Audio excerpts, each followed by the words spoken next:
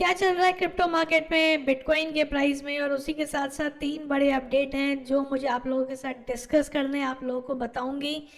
तीन बड़ी चीज़ें, तीन बड़े एक्सचेंजेस जिनसे रिलेटेड खराब खबरें जो हैं निकल के यहाँ पे आ रही हैं। सबसे पहले बिटकॉइन की बात करते हैं।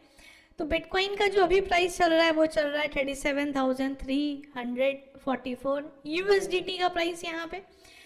अगर आपको ध्यान होगा, लास्ट वीडियो में भी हम लोगों ने ट्रेंड लाइन की बात करी थी, जिस ट्रेंड लाइन पे बार बार जो है बिटकॉइन अभी के लिए सपोर्ट ले रहा है। उम्मीद यही थी कि जिस हिसाब से बिटकॉइन ने पंप लिया था, एक करेक्शन आना चाहिए था, पर अभी तक वो करेक्शन नहीं आया है। यहाँ पे अगर आप देखते हैं बिटकॉइन के प्राइस में, तो 40,000 के 42,000 से लेके 40,500 के बीच में एक बड़ा एरिया है जहाँ से बिटकॉइन ने अक्सर रिजेक्शन लिया है। तो अगर हमें यहाँ से रिजेक्शन देखने को नहीं मिलता तो मुझे लगता है कि वहाँ से ज़रूर हमें एक रिजेक्शन देखने को मिलेगा बिटकॉइन के प्राइस में, क्योंकि जितना स्पीड से बिटकॉइन ऊपर गया है और हाविंग से पहले भी एक करेक्शन हर बार बिटकॉइन के प्राइस में आता है, तो मुझे लगता है वो करेक्शन हमें एक देखने को यहाँ पे मिलेगा, जिसमें फिर से हम लोग 30,000 के लेवल को यहाँ पे टच करेंगे। अपडेट के बारे में बात मैं करूं, जो मैंने आपको वीडियो की शुरुआत में बताए थे, तो पहला अपडेट है यहाँ पे बाइनेंस के बारे में। बाइनेंस के अगेंस्ट में काफ़ी सारी चीज़ें जो हैं एसईसी ने पकड़ी हुई हैं, कई केस हैं जो चल रहे हैं। तो अब एसईसी का ये बोलना है कि जो क्रिमिनल केसेस चल रहे थे, अगर आप उससे छुटकारा चाहते हैं तो उसके बदले आपको हमें $4 बिलियन देने पड़ेंगे।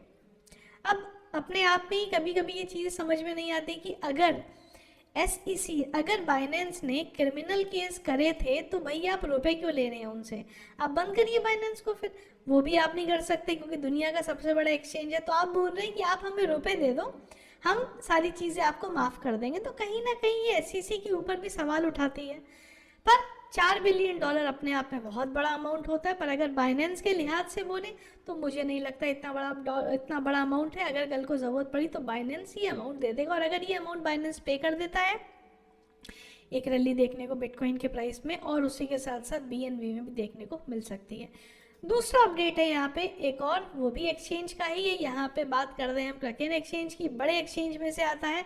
तो एसईसी ने अब इसको भी यहाँ पे सू किया है, और एसईसी का बोलना है कि सितंबर 2018 से लेके अब तक बाइनेंस ने नहीं, माफ़ कीजिएगा, क्रकेन एक्सचेंज ने मिलियंस ऑफ डॉलर का अनलॉफुल जो है यहाँ पे क्रिप्टो को खरीदा और बेचा है, जो कि गलत है। यहाँ पे ये आप देख सकते हैं, buying and selling of crypto asset securities. तो इसलिए एसईसी ने क्रकेन एक्सचेंज को यहाँ पे सू किया। देखिए बड़ा लंबा केस है, एसईसी ने सू किया, इनके जो वकील हैं वो आएंगे, वो बाद में डालेंगे, तो ये लंबा चलेगा। मतलब ये 2-3 साल के लिए चलता रहेगा, जैसे बाइनेंस का चल रहा है। तब तक बुलरन आ जाएगा, बिटकॉइन ऑल टाइम हाई बना लेगा, उसके बाद इन सब चीज़ों से फ़र्क पड़ेगा। तो मुझे नहीं लगता अभी इन सब चीज़ों से कोई फ़र्क पड़ने वाला है। पर हाँ, कहीं ना कहीं ये चीज़ें दिखा रही हैं कि एसईसी जो है एक्सचेंजेस की तरफ शिकंजा अपना कस रहा है, और कहीं ऐसा ना हो जाए जो हमने पहले बात करी थी कि एसईसी अपना खुद का ही या अमेरिका अपना खुद का ही कोई एक्सचेंज ले। तीसरी बड़ी चीज़, और ये तो हो गई यहाँ पे, बिट्रिक्स ग्लोबल।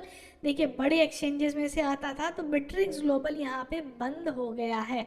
इन्होंने अपने ऑफिशियल जो वेबसाइट है वहाँ पे जो ट्रेडिंग होती थी उसे बंद कर दिया है। उसकी जगह उन्होंने ये पेज डाल दिया है जहाँ पे लिखा है, जो बिट्रिक्स ग्लोबल है उन्होंने डिसाइड किया है कि हम अपने ऑपरेशन जो है उसको बंद कर रहे हैं।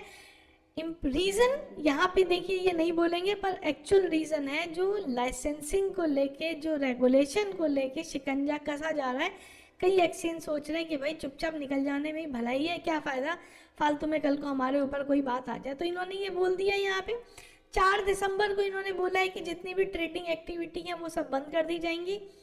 विड्रॉल आप अभी भी अपना कर सकते हैं अगर आपको यहाँ से करना है तो अगर आपका अकाउंट बना हुआ है, मेरे हिसाब से तुरंत जाइए और अपना जो अमाउंट है वो यहाँ पे विड्रॉल कर लीजिए। विड्रॉल के लिए इनका बोला है कि अभी हम लोगों ने कोई डेडलाइन सेट नहीं करी है, पर हाँ 4 दिसंबर से जो ट्रेडिंग है वो ज़रूर यहाँ पे बंद हो जाएगी। तो ये 3 बड़ी चीज़ें हैं, तीनों के तीनों बड़े एक्सचेंजेस हैं उनके लिए। इसके अलावा अगर आप बात करते हैं क्रिप्टो करेंसी की, तो बिटकॉइन के अलावा इथीरियम के प्राइस में भी एक पंप देखने को मिला। तो इथीरियम अभी 2000 तकरीबन डॉलर पे चल रहा है। बीएनबी के प्राइस में कल एक हमें देखने को मिला पंप, और मेरा मानना है कि जो पंप था कहीं ना कहीं से फेक पंप था। जिस तरीके से BNB को पंप किया गया है यहाँ पे, हुआ क्या, जैसे ही ये अपडेट आया तुरंत BNB के प्राइस में एक पंप देखने को मिला, और अगर आप देखें तो 24 घंटे में 150% का इसके वॉल्यूम में भी पंप देखने को मिला है। तो ये जो आप देख रहे हैं ना, ये यहाँ से देखेंगे अगर आप, ये देखिए, ये तो 445 से सीधा एक ही झटके में ये 445 से 463 पहुंच गया एक ही झटके में जैसे ही अपडेट आया।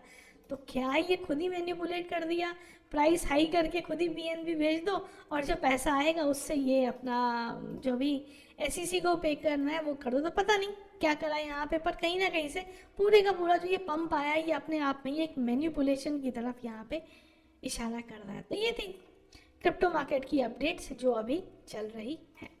बिटकॉइन के प्राइस के बारे में आपका क्या मानना है? आपको क्या लगता है कि ये बुल रन की शुरुआत हो गई है, या यहाँ से एक करेक्शन आना अभी बचा है, जो करेक्शन 30,000 और उससे भी नीचे बिटकॉइन के प्राइस को लेके जाइएगा? कमेंट बॉक्स में मुझे ज़रूर बताइएगा।